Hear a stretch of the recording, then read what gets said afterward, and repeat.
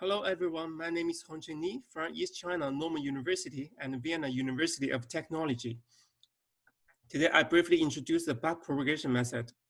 In a strong field tunnel ionization, we're interested in the question at what time most electrons appear at the tunnel exit as compared to the pulse center. To this end, we introduce the Attoclock technique.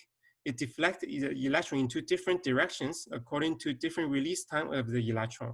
And such deflection angle is a measure of the tunnel time delay. However, in a Coulomb system, the Coulomb potential induces an extra offset angle, which we need to remove. And in the most commonly used trajectory-based method, many assumptions need to be made to launch such trajectories. And also it leads to inconsistencies because you need to first assume instantaneous tunneling, while in the end, it obtain a tunnel time delay. So we need a method to avoid these problems. But what is tunnel in the first place? Tunnel ionization is of course a quantum phenomena. However, once you draw such curves as a tunnel barrier, it already becomes a classical object because it acquires clearly defined local properties that only classical object has. So if you need something that both include quantum effects as well as has a classical intuitive picture like this, you need a hybrid route. And so there comes our backpropagation method. It has 3 steps. In the first step, in the quantum forward propagation, a wave packet is produced, and then this wave packet is transcribed into classical trajectories, and these classical trajectories are backpropagated until it meets the tunnel barrier. And there can be different definitions of the tunnel barrier. And this is animation showing this. The first is quantum forward propagation. And there's a classic backpropagation to see how really the classical trajectories come out from tunnel exit.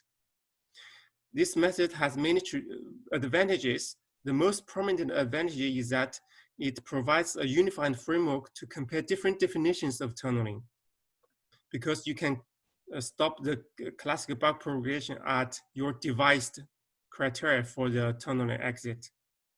And indeed, you can either define the tunnel exit in the momentum space or in the coordinate space. In a one-dimensional adiabatic tunnel scenario, indeed, these 2 criteria for the tunnel exit are equivalent. However, in a practical Attoclock setting, when the non-adiabaticity kicks in, these are no longer equivalent because the electron may absorb some energy and end up in a different tunnel exit point. We have studied a number of criteria for the tunnel exit in the momentum space as well as in the coordinate space. And we find that all criteria that are defined in the momentum space has good properties. However, those criteria defined in the coordinate space has many problems. And indeed, for those defined in the momentum space, we find vanishing tunnel time delay. And for the tunnel exit defined in the coordinate space, we find positive time delay. So if there is a tunnel time delay, really depends on how you interpret tunneling and how you define tunnel exit. Since for the tunnel exit defined in the momentum space, it has good properties, we believe the tunnel time delay should be 0. With the powerful backward propagation method, we have further many possibilities. For example, we can study the tunnel time for the p orbitals. We can study the interplay between non-dipole and non-adiabatic effects. That's all for today.